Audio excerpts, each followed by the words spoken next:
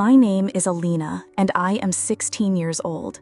For as long as I can remember, my life has been a series of whispered fears, silent prayers, and moments where I wished I could disappear entirely. Other girls at school dream of parties, crushes, and freedom from their parents' rules. I dream of silence, a silence without shouting, without pain, without fear. I dream of mornings when footsteps won't shake the floorboards, and evenings when laughter won't cut like a knife. Every morning, I wake up not to the sound of my alarm clock, but to the heavy, deliberate footsteps of my father. The moment I hear them, my stomach knots. These footsteps mean I must be small, invisible, cautious. Most people think of a father as a protector. To me, the word means judgment, punishment, fear. I learned early to read my father's moods from the sound of doors, from creaking floorboards, from shadows stretching across the walls. Slammed doors meant storms. Quiet doors sometimes gave fleeting hope, but hope in our house was always fragile. Even more frightening than him is my sister, Marina. Everyone calls her my sister, but sometimes I wonder if she is really even related to me. She is older by 3 years, beautiful in a cold, sharp way. She moves with a confidence I will never feel. She does not protect me. She never comforts me. When father raises his voice or hand, she watches from the doorway, her expression a mixture of amusement and disdain. Sometimes she laughs. Sometimes she whispers, "You deserve it." Her words pierce deeper than any physical blow. I remember when I was 7, my mother passed away, or so father told me. I cannot remember much of her except a warm smile, the smell of her perfume, and the quiet hum she made while cooking. She loved me and Marina, but after she was gone, something in the house changed.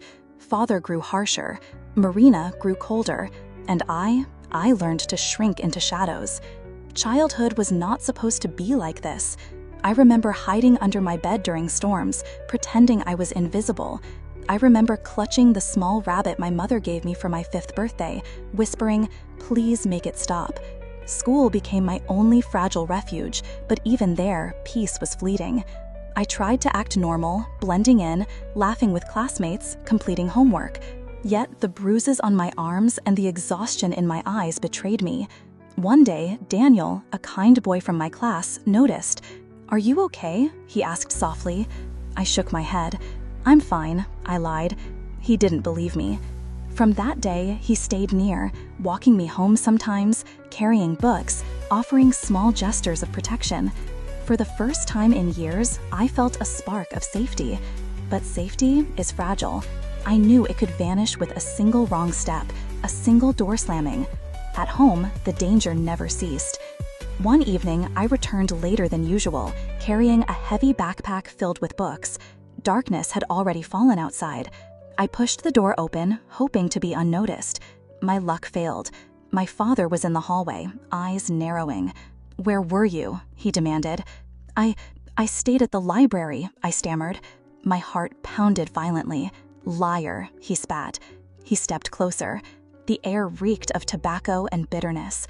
His hand landed on my shoulder, grip like iron. Pain shot through me. Behind him, Marina leaned casually against the wall. "Dad, don't waste your time with her," she said. "She's always lying about something." I wanted to scream, "I'm telling the truth," but no words escaped. I lowered my eyes. It was safer that way. Locked in my small room later, I stared at the window.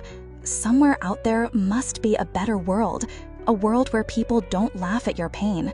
But every morning dragged me back into the same cold reality. I wrote in my notebook to keep my mind sane, drawing sketches of a world where I could be free, imagining streets where no one shouted, where the sun never hid behind clouds. My rabbit, worn and dirty from years of hugging, remained my only friend. One night, father's rage reached a dangerous peak. He accused me of stealing money. I had not, but it didn't matter. He shoved me against the wall with such force, my head struck the edge of the table. Air escaped me painfully. "Stop lying to me," he shouted. Over his shoulder, Marina watched, lips curling into a cruel grin. "She probably did it, Dad. You should teach her a real lesson." Delight in cruelty, I realized, was her gift. I cried silently, wishing for any escape, dreaming of running far away. Around midnight, whispers reached my ears. "She can't find out," my father hissed. "She already suspects," Marina whispered. "Then we'll make sure she never knows," he said. My blood ran cold. What were they hiding from me? Why did Marina sound so calm, so certain, while I trembled in fear? I knew I could not stay. I packed a small bag, clothes, my notebook, a photo of my mother, and quietly opened the door. The hallway was empty.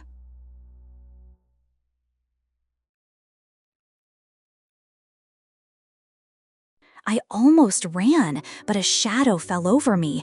My father? "Where do you think you're going?" His voice was ice. I can't stay here anymore," I whispered. His face twisted in rage. He grabbed my arm violently. "You think you can leave? You belong here." He struck me across the face. Darkness swallowed me. I woke in a hospital bed, antiseptic smell thick in the air. A doctor leaned over me. "You're lucky to be alive," he said.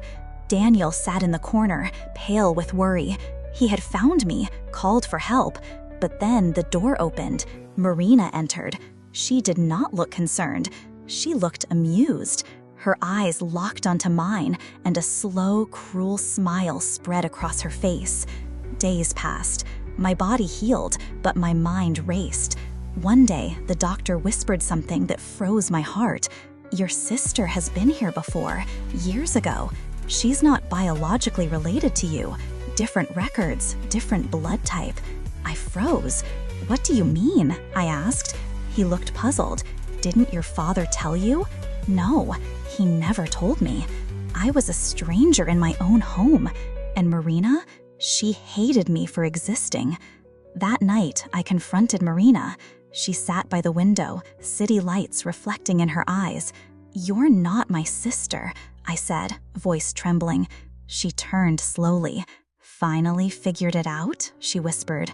"You were never supposed to be here. Dad only took you in out of pity. But I hated you from the moment I saw you. Every cruel laugh, every whisper made sense. I was not her sister. I was her enemy." The next morning, Daniel came again. "You don't have to go back," he said. "You can start over. You don't owe them anything." Hope stirred inside me for the first time. When I was discharged, I did not return home. I walked out with my bag and photo of my mother. Father shouted, Marina glared, but I didn't look back. For the first time, I was free. I looked at the sky. Clouds were heavy, but somewhere, sunlight waited. Maybe, just maybe, I would find it.